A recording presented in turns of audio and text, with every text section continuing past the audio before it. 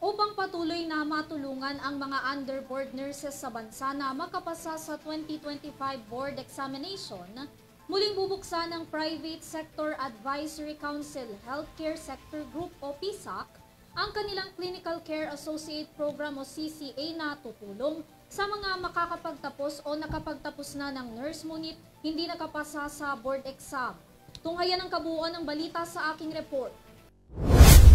Sa naganap na pulong sa Malacanang kasama si Pangulong Ferdinand Marcos Jr., natalakay ang ilang suliranin ngayon na kinahaharap sa kagawaran ng kalusugan, kabilang na dyan ang kakulangan ng mga nurse sa bansa.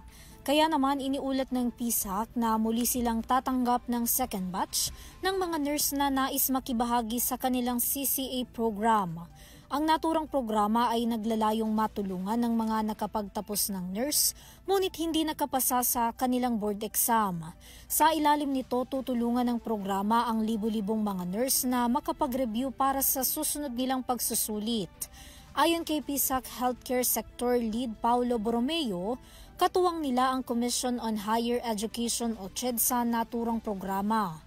Hinihikayat din ng ahensya ang lahat ng mga pampubliko at pribadong sektor na tulungan silang hanapin ang mga underboard nurses upang makibahagi sa CCA.